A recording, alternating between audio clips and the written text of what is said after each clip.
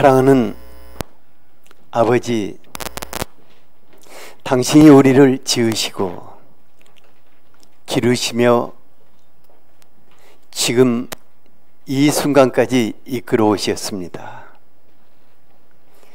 아버지, 당신에게 얼마나 소중하고 사랑하는 아들, 딸들입니까? 이 시간 한 사람 한 사람을 당신의 품에 안아주시고 한없이 당신을 알게 하시며 당신 안에 거하게 하여 주시옵소서. 사랑하는 예수님, 당신이 우리를 구원하시기 위해서 십자가를 지시고 피 흘리셨습니다. 우리와 십자가에서 하나 되셨습니다. 이 한 주 동안 무더위 속에서 말할 수 없는 고통과 눌림 속에 보낸 분들, 또 마음의 상처와 깊은 아픔을 가지고 고통하다가 이곳에 나온 분들, 삶의 무거운 짐이 너무 힘들어서 신음하며 살다가 나오신 분들, 한 분 한 분을 당신이 안아주시고 싸매주시며 또한 모든 무거운 것들을 거두어 주시옵소서. 지금 이곳을 성령 하나님으로 감사하시옵소서. 성령 하나님의 감동 속에서 말씀하여 주시고 예수 그리스도의 영광이 성령의 능력으로 우리에게 나타나시옵소서.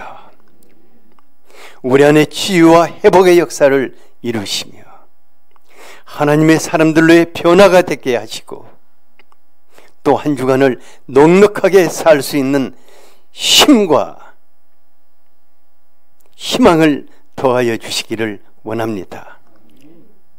지금 우리에게 말씀하시는 하나님으로 임하시기를 원합니다. 또한 지금 올려드리는 이 성가를 기뻐하시고 그대로 임하시옵소서. 예수 그리스도 이름으로 기도하였습니다. 아멘.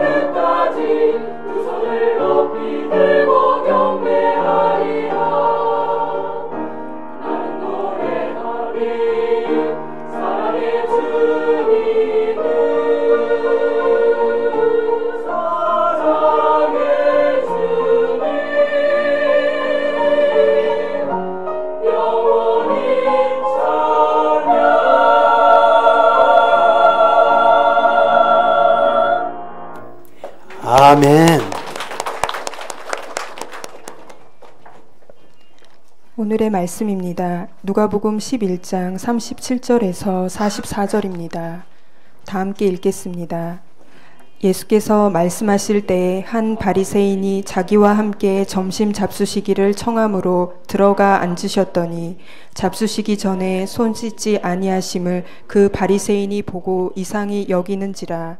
주께서 이르시되 너희 바리새인은 지금 잔과 대접의 것은 깨끗이 하나 너희 속에는 탐욕과 악독이 가득하도다. 어리석은 자들아, 겉을 만드시니가 속도 만들지 아니하셨느냐. 그러나 그 안에 있는 것으로 구제하라. 그리하면 모든 것이 너희에게 깨끗하리라. 화 있을진저 너희 바리새인이여, 너희가 박하와 운양과 모든 채소의 11조는 들이되 공의와 하나님께 대한 사랑은 버리는도다. 그러나 이것도 행하고 저것도 버리지 말아야 할지니라. 화 있을진저 너희 바리새인이여, 너희가 회당의 높은 자리와 시장에서 문안받는 것을 기뻐하는도다. 화 있을진저 너희여, 너희는 평토장한 무덤 같아서 그 위를 밟는 사람이 알지 못하느니라. 아멘. 지난 한 주가 한 달 보내는 것 같지요?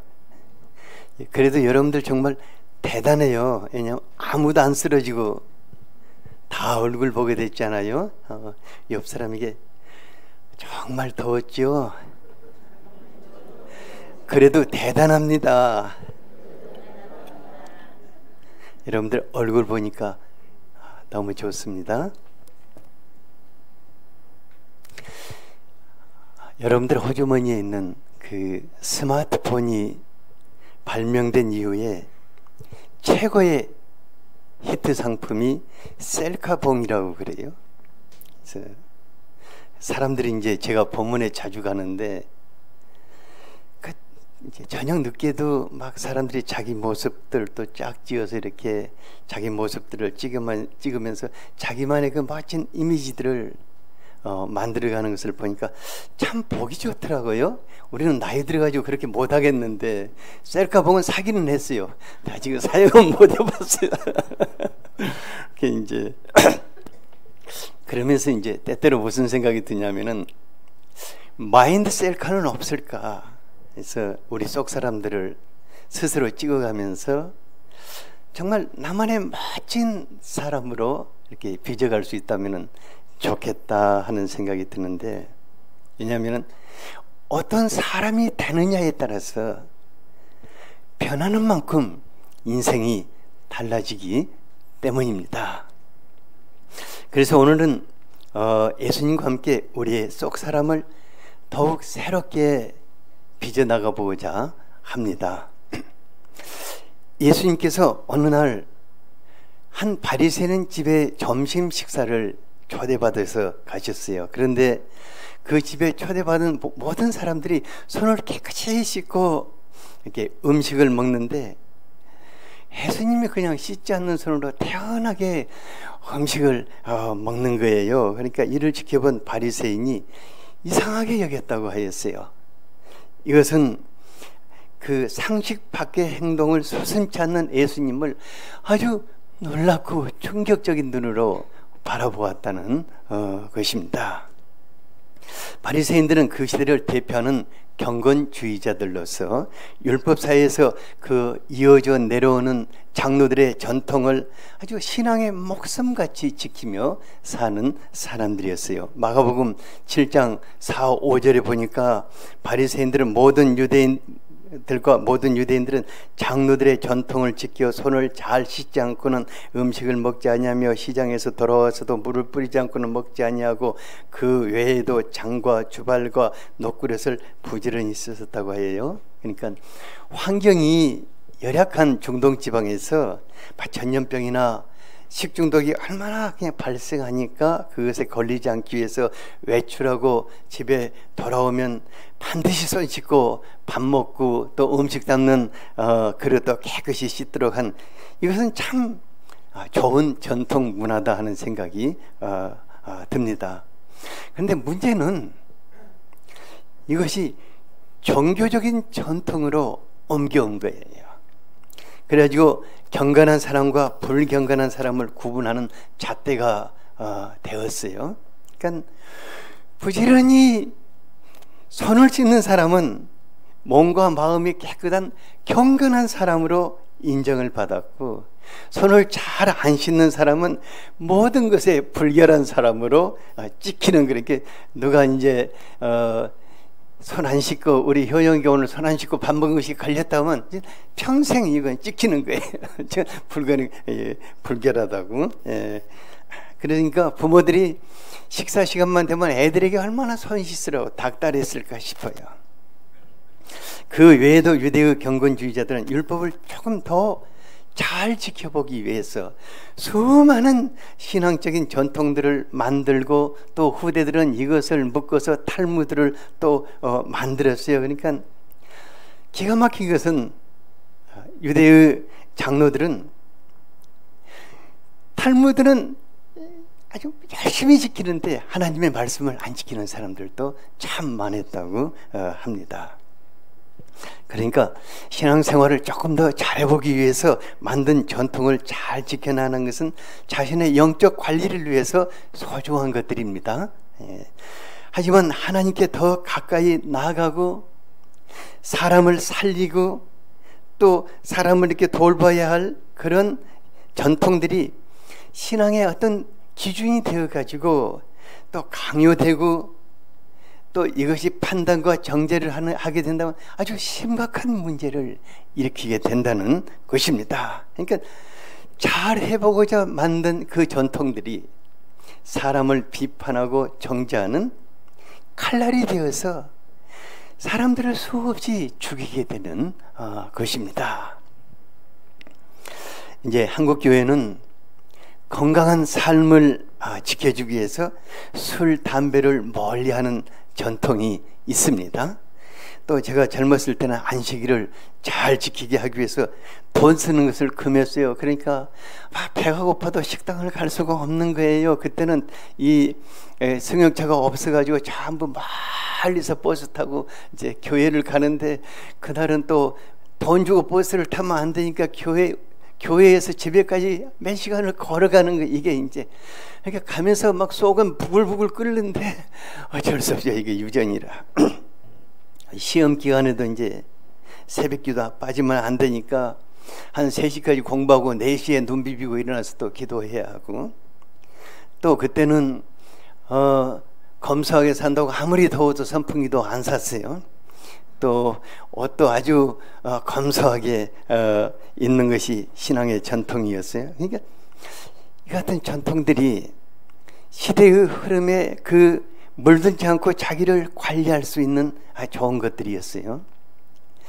근데 이 같은 그 전통은 자기 자신을 관리하는 데는 소중하지만은 이것을 다른 사람들에게 강요하거나 비판적인 시각으로 저 고진주 오늘 왜 이렇게 아침에 큐티도 안 하고 왔지? 그냥 이렇게 왜 저러지? 저게 이제 이렇게 나오면은 이게 심각한 문제가 되는 것입니다. 근데 이제 사람이 만든 전통이란 게요, 그 사람의 신앙과는 전혀 상관없이 체질적으로 잘 지킬 수 있는 사람이 있고 안 되는 사람이 있어요. 새벽기도 하나만 봐도 아주 새벽 시간을 좋아하는 사람은 4시만 되면 벌떡 일어나가지고 그 시간에 하나님을 만나고 찬양하고 퀴티하고 그러거든요. 근데 새벽에 약한 사람은 밤 시간에 또 밤 늦은 시간에 타는 사람 잠잘 때 주인과의 깊은 교제의 시간을 갖게 되는 것 아닙니까? 그래서 전통은 신앙의 본질이 아니라 옵션입니다. 전통이 뭐라고요? 네, 신앙의 본질이 아니라 옵션인 거예요. 그러니까 전통은 소중하지만은 전통을 지나치게 주장하다 보면 하나님의 말씀을 범하게 됩니다. 마태복음 15장 3절을 같이 한번 읽어보죠. 네, 시작. 대답하여 이르시되 너희는 어찌하여 너희의 전통으로 하나님의 계명을 범하느냐. 예, 전통을 우선시하다 보니까 하나님의 계명을 그 부모를 공경하라는 계명을 그냥 범해버린 것이 있었어요. 신앙의 전통이 이와 같이 하나님의 계명을 앞질러서 또 사람들을 장악하기 쉬운 것입니다. 우리가 이 어려운 시대에 신앙의 전통을 신앙을 지키기 위해서 정말 그 노력해온 가문들이 있습니다. 정말 칭찬할 만해요. 정말 어려운 시대에 50년, 100년 교회를 지키기 위해서 정말 고생한 곳들도 있어요. 이런 전통 신앙의 뿌리를 아주 깊이 내려오기 위해서 아주 소중한 것이거든요. 근데 하지만 변하지 않는다면은, 그 전통을 고수하면서 변화를 거부한다면은 그것은 문제투성이의 사람과 교회가 되게 되어 있습니다. 사람들의 마음 밑바닥, 여러분들도 거의 비슷할 거예요. 제 마음이 그러니까 제 마음 밑바닥에는 변화를 싫어하고 타성을 쫓아서 살고자 하는 뭔가가 있어요. 이게 전통을 고수하는 고집이 될 수가 있는 것입니다. 그러니까 그 예배의 전통을 고수하고 뭐 아침 큐티를 고수하고 뭐 새벽 기도의 전통들, 이런 전통을 조금만 바꾸면은 막 큰 일이 일어날 것 같이 막 소동을 하는데, 하지만 전통은 신앙의 본질이 아닙니다. 전통은 신앙의 본질이 아니라 뭐라고? 옵션인 것입니다. 좀 잘해보고자 만든 것들이에요. 그러니까 신앙의 본질은 뭡니까? 정말 하나님을 사랑하고 하나님을 경외하는 것입니다. 하나님의 말씀을 쫓아 사는 것이고, 그 말씀으로 정말 이웃을 사랑하고 돌보는 것이 우리 신앙의 아주 핵심 본질인 것입니다.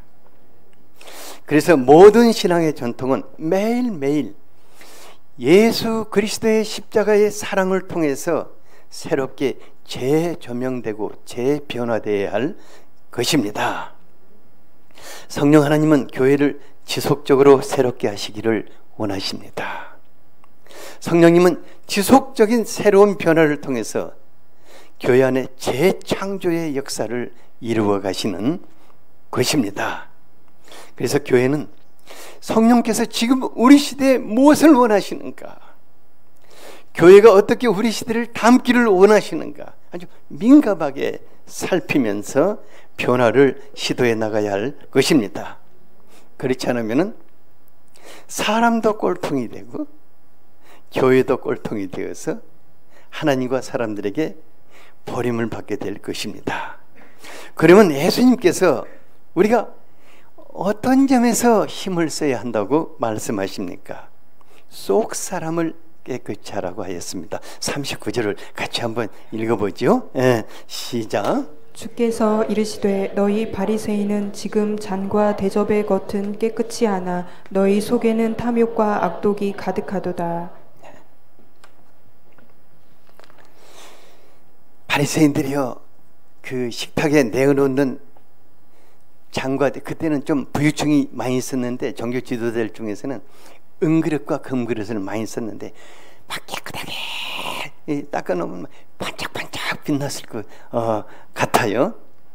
예수님은 그 밥그릇을 쳐다보지 않고 뭘 쳐다봤냐면은 사람 그릇, 그 마음을 쳐다보셨어요. 그러니까 바리새인들의 마음을 예수님이 이렇게 보니까는 그 속에 탐욕과 악독이 가득했다고 말하고 있습니다. 그러니까 밥그릇은 반짝반짝하게 빛나는데 속은 어때요? 속 사람은 시커먼 거예요. 40절에 보면 예수님은 겉을 만드시니까 속도 만들었다고 하셨어요. 그러니까 하나님이 여러분들의 겉도 만드셨습니다. 그리고 무엇도 만드셨다고요? 겉도. 그래서 우리가 겉도 무시할 수가 없어요. 하나님 할 수만 있으면 우리의 겉모습도 아름답게 꾸며주시기를 원하십니다. 옆 사람을 한번 봐보세요. 사람은요, 보면 볼수록 멋지고 매력적이에요. 한번 봐보세요. 유심히 한번 봐보세요. 그리고 한번 칭찬해 주세요. 어떻게 당신이 그렇게 멋있고 그렇게 매력적이냐. 당신이 없으면 내가 살 의미가 없을 것 같다면 칭찬도 좀 해주세요. 그냥 멍하게 쳐다보지 말고. 이제 하나님 우리 진짜 멋지기를 원하십니다. 그런데도 어떤 사람은 뭐라고 하냐면 겉모습이 그렇게 중요해? 그냥 신경 쓰지 않고 그냥 내 멋대로 살 거야 이렇게 하지만은 그 사람은 옆에 있는 사람들이 힘들어요.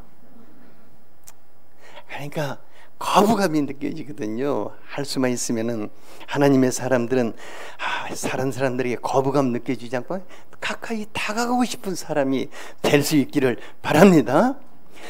요즘 뭐 돈 그렇게 많이 들이지 않아요. 어떤 분들은 목사님 이거 10,000원짜리인데 어때요? 하고 또 옷 어떠냐고 묻지 않고 요즘은 꼭 가격을 붙여서 말을 하더라고요. 근데 10,000원짜리가 꽤 괜찮더라고요.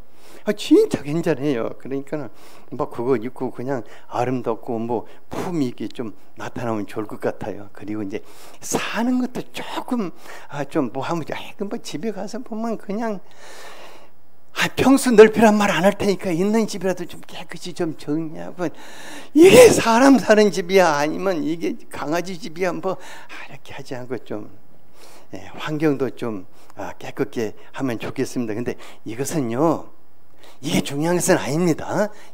진짜 중요한 것은 겉모습보다는 속 사람을 더 아름답게 만들기를 원하십니다. 창세기 1장 27절에 보면 하나님이 사람을 창조하실 때 속 사람을 하나님의 영광스러운 형상대로 창조하셨는데, 남자도 그렇게 창조하시고 여자도 그렇게 창조하셨다고 하였습니다.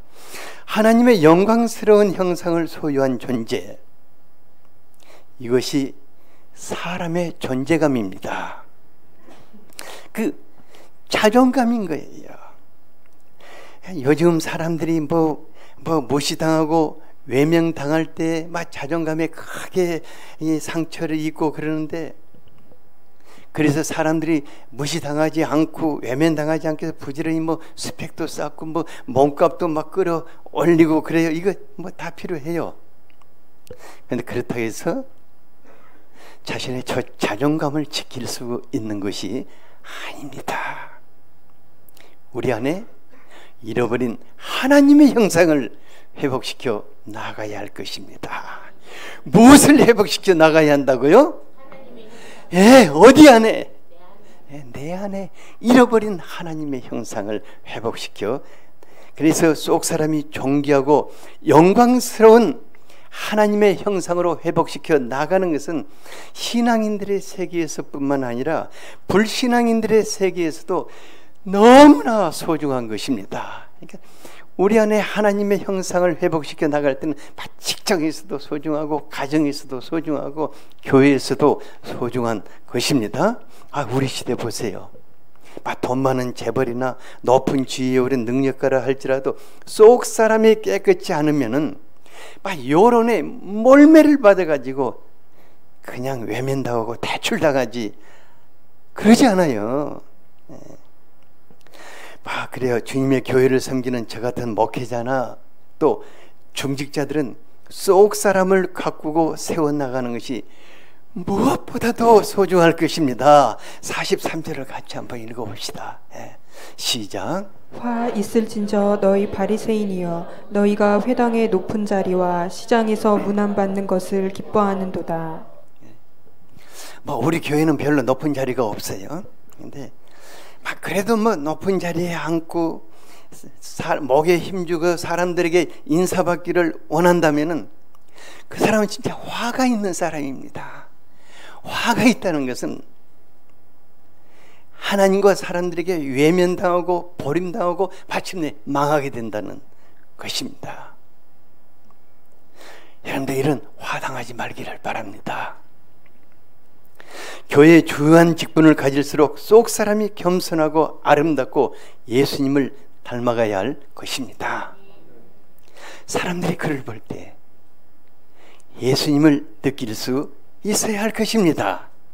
그러면 그 사람이 높은 자리에 있든 낮은 자리에 있든 상관없이 모든 사람이 그를 존경할 것입니다. 사랑할 것입니다. 저는 이것이 하나님의 사람으로서의 자존감이라고 확신합니다. 그러면 우리가 어떻게 속 사람을 빚어나갈 수 있겠습니까? 두 번째로 내 안에 있는 것으로 돌보라고 하십니다. 너희 안에 있는 것으로 돌보는 자가 되라.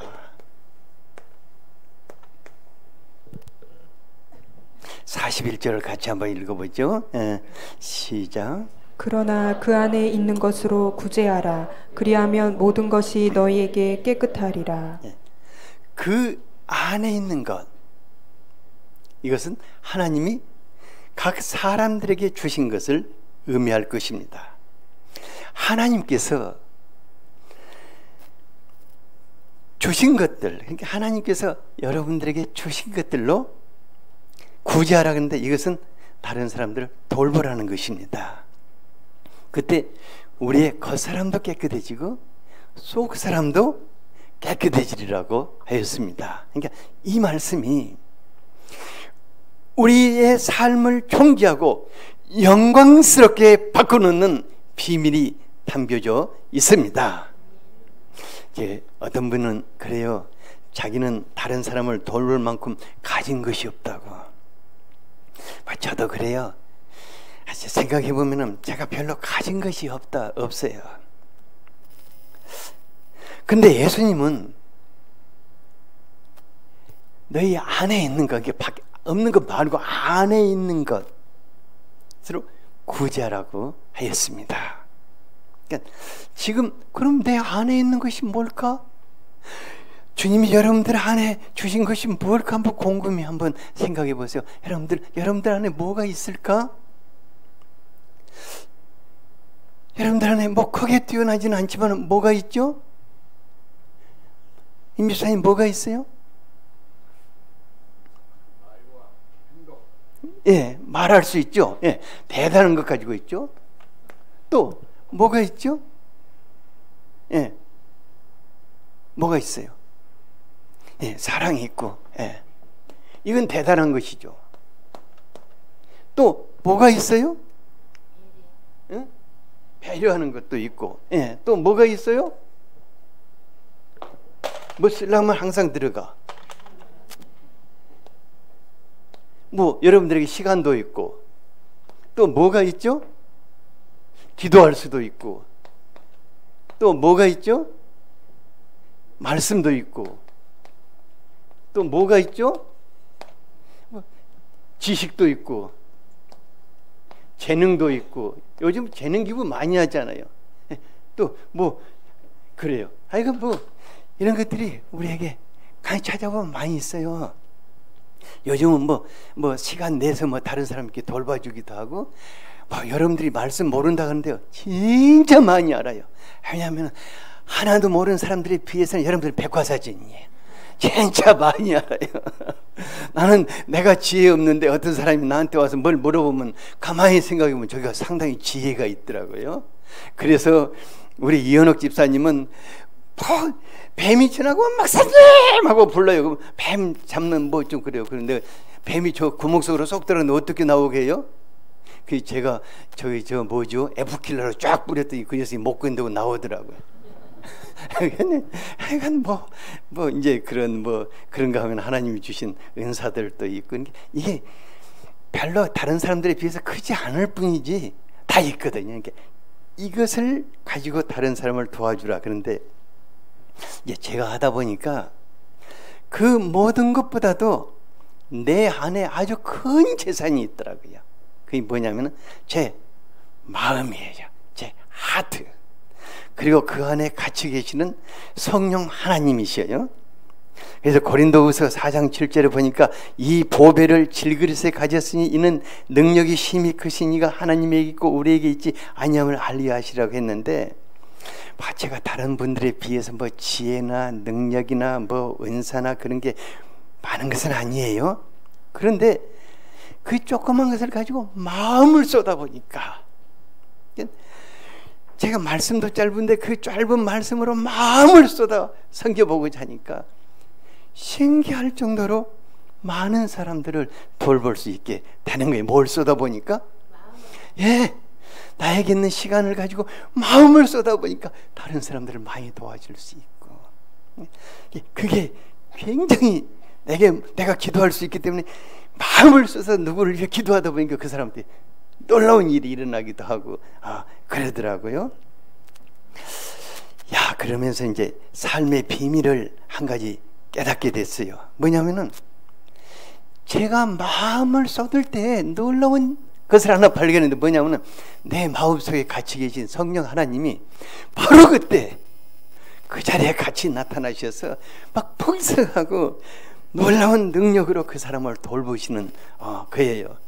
그래서 사도 바울이 그 빌립보서 4장 13절, 여러분들 이 말씀 여러분들의 말씀으로 받아들이기 바랍니다. 같이 한번 읽어보죠. 시작. 내게 능력 주시는 자 안에서 내가 모든 것을 할 수 있느니라. 네, 여러분들에게 능력 주시는 자가 어디 계신다고요? 여러분들 안에 계시는데, 여러분들이 마음을 쏟아서 누군가를 도와주고자 하면 막 그분이 놀라운 일을 행하신다, 그 말입니다. 그러니까 이게 바울의 고백이 아니라 저의 고백이 되고 여러분들의 고백이 될 것입니다. 어떤 분들은 또 그래요. 아이고, 생각하고 마음만 가지고는 안 된다고 그래요. 저도 그 말이 이해가 가기는 해요. 근데 하나님의 사람들은 다릅니다. 하나님의 사람들은 없는 것을 타령하지 않고 지금 있는 것 가지고 다른 사람을 돌보기 위해서 마음을 쏟는 사람들입니다. 바로 그 자리에 성령 하나님, 그 그리스도의 사랑과 지혜와 능력으로 나타나셔서 넉넉하게 돌보게 하시는 것입니다. 그런데요, 마음을 쏟아 어려운 가운데 있는 사람들을 돌보고자 하면은 우리의 삶이 바뀌는 기적이 일어나는 것을 보게 될 것입니다. 예수님이 뭐라고 하셨습니까? 우리가 우리 안에 있는 것으로 다른 사람을 돌본다면 모든 것이 너희에게 깨끗하리라고 하였습니다.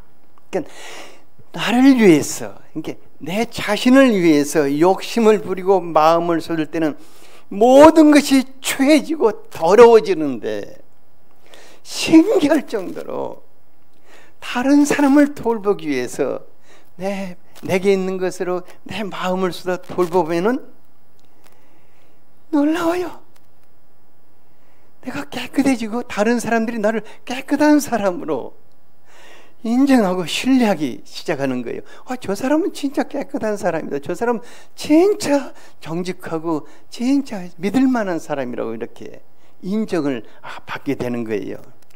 근데요, 하나님의 사람이고 하나님의 사람이 아니건 상관없이 저 사람은 진실하고 깨끗한 사람이라고 신뢰받는다면 그는 자기 인생에 가장 큰 재산을 가지고 있는 사람일 것입니다. 왜냐하면 하나님도 그에게 믿고 모든 것을 맡기시고 사람들도 그를 믿고 모든 것을 맡길 수 있게 되기 때문입니다. 저는 막 그렇게 재벌 기업들 막 떼부자 된 사람들이 별로 그렇게 크게 좋은 이미지는 안 가지고 있는데 빌 게이츠를 참 존경해요. 왜냐하면 빌 게이츠 그분은 참 엄청난 재산을 가지고 있는데 그 재산을 가지고 정말 다른 사람들을 은밀하게 돌보는 일을 진짜 많이 했어요. 그리고 자신의 전 재산을 가지고 돌보기 위해서 빌 게이츠 재단을 세웠거든요. 근데 그 NGO 활동하는 사람들의 눈이 얼마나 비판적인지 몰라요. 근데 빌 게이츠의 삶을 얼마나 이렇게 들여다봤겠어요? 근데 진짜 저 사람 깨끗하다, 저 사람 믿을만하다, 저 사람 맡길만하다 하니까 그 미국의 그 부호들이 전부 다 그의 소중한 재산을 빌 게이츠 재단에 서슴없이 기부함으로 전 세계 수많은 사람들을 돌보고 있는 것을 볼 수 있어요. 그러니까는 하나님이 내게 주신 것을 그 다른 사람들을 돌보기 위해서 마음을 쏟아 돌볼 때 다른 사람들이 그걸 지켜보는 거예요. 아, 저 사람은 진짜로 신뢰할 만한 사람이다. 저 사람은 자기 것을 꾸리지 않는 사람이다. 그리고 그에게 무엇인가를 맡겨보고 싶고 그를 신뢰해보고 싶고 그에게 내 직장도 맡겨보고 싶고 그에게 나의 소중한 것도 부탁해보고 싶고 그래서 인생의 가장 큰 재산을 가진 사람이 되는 것입니다. 옆 사람에게 우리가 신뢰받는 사람이 됩시다. 신뢰받는 것이 자기 인생의 가장 큰 재산입니다. 왜 저 사람이 나를 못 믿지? 왜 못 믿죠? 평소에 믿을 짓을 안 했기 때문에 못 믿지 않습니까? 하나님께서 그 사람을 믿어주고 사람들이 그 사람을 믿어준다면 얼마나 복된 사람입니까? 우리가 하나님으로부터 받은 게 적지 않을 것입니다. 그거 마음만 거기다가 보태서 다른 사람 돌봐준다면 성령 하나님 그 자리에서 놀라운 일을 행하실 것입니다. 그리고 여러분들의 삶을 더욱 풍성케 하실 것입니다. 그래서 겉사람보다 속사람을 깨끗게 세워나가는 것이 소중할 것입니다. 오늘 말씀이 우리들의 삶이 될 수 있도록 간절하게 한번 같이 기도하겠습니다.